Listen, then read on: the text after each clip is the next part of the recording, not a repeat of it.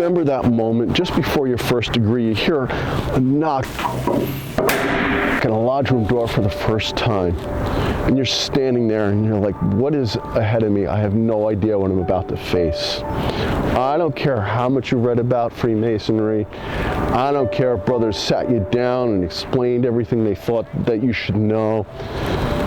Perhaps they even said to you, hey, Freemasonry is a peculiar system of morality veiled in allegory and illustrated by symbols. I'm sorry, but that is completely meaningless to someone who's never been through the degrees, because Freemasonry is an experiential craft. You've got to go through the degrees, and the very process of going through those degrees is there to transform you and give you the tools for making yourself a good man to an even better man. And once you have your Master Mason degree, you've gone through all 3 degrees, and you want to delve into Masonic philosophy, all of a sudden you're hit with a flood of information.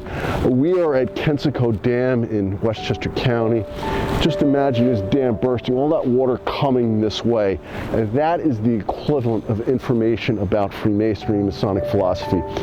And Masonic philosophers delve into some pretty deep subjects, but there is nothing more profound than the issue of life and death itself, and that is exactly what we're going to be talking about today. Ancient Lodge number 724. Now, this lodge would merge with Bunting Lodge. Today they meet as Bunting Charity Lodge. Many of the brothers in New York are going to be familiar with this lodge. It has the nickname of being the Purple Lodge because so many of members have gone on to become district deputy grand masters, staff officers, and Grand Lodge committee members. I am willing to bet that Kensico Cemetery is the most visited cemetery in New York State by Masonic brothers. And the reason for that is this monument put up by Mecca Temple, where many of their past potentates are buried. What's really cool is that they come here once a year to pay tribute to those that they lost that year, the brothers. And another very interesting thing about Kensico Cemetery is they have a tour you can take. They have an audio guided tour and then a self-directed tour with this brochure here. And there are actually 2 Masonic related sites in the tour, and this is one of them. In the year 2024, the Grand Lodge of Free and Accepted Masons in the state of New York commemorated the bicentennial of the return of Brother General Marquis de Lafayette in 1824. He was the last living major general who fought in the American Revolution, and it was a very big deal when he returned here in 1824 to visit. So it was a big deal to us in 2024, and the Grand Lodge spent a lot of time and effort commemorating this important, momentous occasion. We partnered with many outside groups, including the American Friends of Lafayette, who were instrumental in us putting events on across the country. Now in 1824, it was a very big deal that Lafayette came back here, and New York Masons were just as excited as everyone else. In fact, a bunch of them got together and they formed Lafayette Lodge number 64. 100 years later, they would erect this monument in Kensico Cemetery. And right on these grounds here are a number of their lodge brothers who were buried here. Now, Lafayette Lodge also donated a bunch of money to the Washington Monument, as did Washington Lodge number 21. And here is a plaque of Washington Lodge 21 that still sits on the Washington Monument. And they continue to support the Washington Memorial. And they are a member of the Society of Washington Lodges. So right next to Lafayette Lodge number 64 is a monument to Monitor Lodge number 528. Monitor Lodge was chartered in 1863, which was the height of the American Civil War. In fact, it was named after the USS Monitor, who had fought against the Confederate Merrimack in 1862, the year prior, at the famous First Battle of the Ironclad Ships. Now, this lodge would go on to merge with Crescent Lodge and Mosaic Lodge in the 1970s. And today they meet as Compact Lodge number 402. So United States Lodge number 207 has a very long and complicated history of many mergers with different lodges. The parent lodge, if you will, would be Silentia Lodge, that was chartered in the early part of the 18th century. It would leave the Grand Lodge in New York to join the competing St. John's Grand Lodge. That lodge would eventually come back after many mergers. Today they meet as Franklin Lodge number 195. Hope Lodge number 244 was chartered in 1852. In 1999, they would merge with Independent Lodge and they would form Cornerstone Lodge number 178, and they still meet today. Interesting story connecting Hope Lodge to the American Civil War, about a brother from Hope Lodge who during the American Civil War was taken prisoner at the Battle of Bull Run. His name was Edwin Cole. He was a private in the 71st New York Volunteers.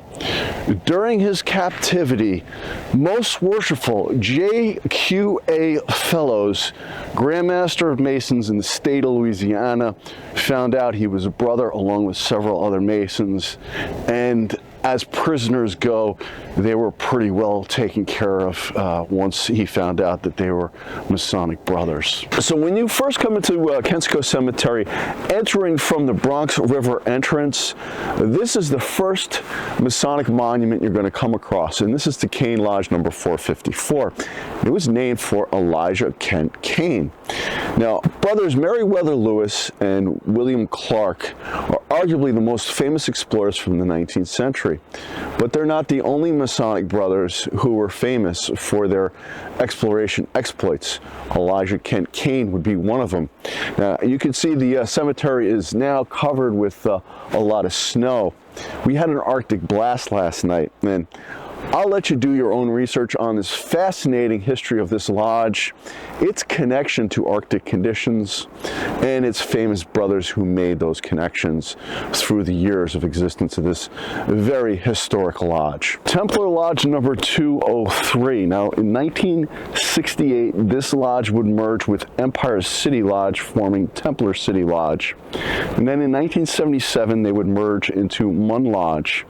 Now, interestingly, Munn Lodge is named for most worshipful Jephthah Munn, who was the past Grand Master of St. John's Grand Lodge in New Jersey, of all places. And if you don't know anything about St. John's Grand Lodge, it's a little bit of history that you should definitely look into. Archimede Lodge number 935. Now, this lodge was chartered in 1916. In 1986, she would merge with Italia Lodge. Now, that lodge was composed mostly of Italian barbers.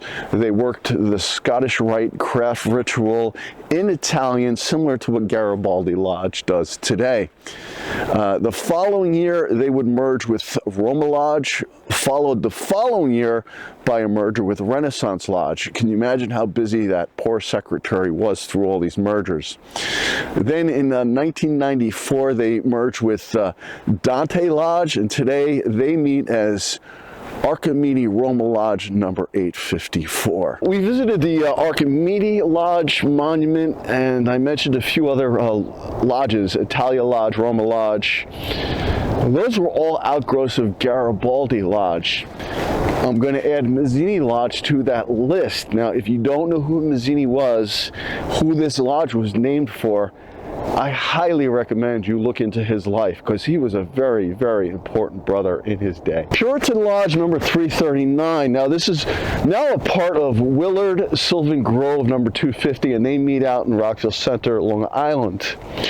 Back in the 19th century, they were Puritan Lodge 339, and they had a very interesting brother as a master, a brother Right Worshipful Isaac Brown. Now, Brown was a sexton at Grace Church in Greenwich Village, but he is listed in Wikipedia because all sorts of socialites would have him help organize their soirees and parties and everything else. Clearly, this brother was larger than life, and I mean that both figuratively and literally. For when he was raised in Puritan Lodge number 339, he weighed exactly 339 pounds, and he would tell everyone that story for the rest of his life. Now, he came into Masonry late in his life, in his 50s, and he was on the Grand Line within 5 years, so he must have been a very hardworking and well-liked brother. There's a story about him presenting a copy of Ayman Raison to the Grand Master of Masons of the United Grand Lodge of England, who was the Marquis of Ripon at the time. So Brown actually went out on his own dime, had a special copy of this book made, bound in nice Moroccan leather, gilded with his name and the name of the Grand Master. He must have been quite a brother. Directly across from Hope Lodge, George Washington Lodge, and St. John's Lodge No. 1 is a monument to Goldenrule No. 770. Any Masonic brother driving by, seeing this monument, is going to recognize immediately what it's supposed to represent. Now, Goldenrule, Clermont, McKinley Lodge No. 770 erected this on June 22nd in the year 1902. The lodge was chartered on June 21st, 1876. Now, if you're a Masonic brother, you should know exactly what June 21st is, and if you don't, please find out. These are the working tools of Freemasonry, and even after your third degree, you're not going to fully understand their meaning and how to use them in your life, but they're there to help you make yourself a better man, and that is the whole point of Freemasonry. In section 42, you're going to find this quite unusual and very cool, in my opinion, tombstone of a Masonic brother. And he is not the only brother in this section. Brother Willard Pierce. He achieved the 33rd degree in Scottish Rite Freemasonry, which must have been quite an achievement back in the day when there were so many Masonic brothers. He was well thought of. They called him the Sage of Harlem. Don't know why. But his name does appear in 3 different history books about Freemasonry. A history book about the ancient accepted Scottish Rite Freemasonry, one about his lodge, Harlem Lodge, and also a book about Mecca Temple. So sadly today he's not remembered by anyone, but in his day I'm sure he was a pretty popular guy in the fraternity, and he probably did a lot for us. This is the mausoleum of Brother David Sarnoff, and it is the second Masonic-related site on Kensico Cemetery tour.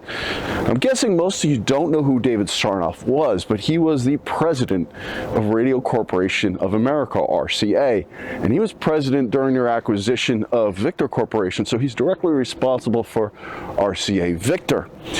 Now, Brother Sarnoff was a member of Renovation Lodge No. 97 in Albion, New York, and he's quoted as saying, work and live to serve others and leave the world a better place than you found it. And to me, that summarizes what being a Masonic brother is all about. These are various aprons in Masonry. Every brother gets a white lambskin apron when he joins. The only apron that matters to a Mason is the white lambskin apron that he is given as an entered apprentice.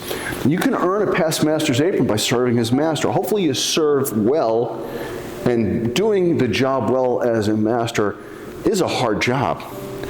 Or you can earn a purple apron. You do something, you get recognized for it, and you earn a position to wear a purple apron. But these aprons represent the office. We're all on the level. We're all white apron brothers, and that is what you wear when you pass away. And when you travel to that undiscovered country, whom once born no traveler returns, and by the way, that is from Shakespeare's Hamlet. You're there to face the grand architect of the universe, and you're going to be judged on your actions through life. So hopefully you took the working tools and you applied them to your life, and you made yourself a better man, and you earn a position somewhere in heaven.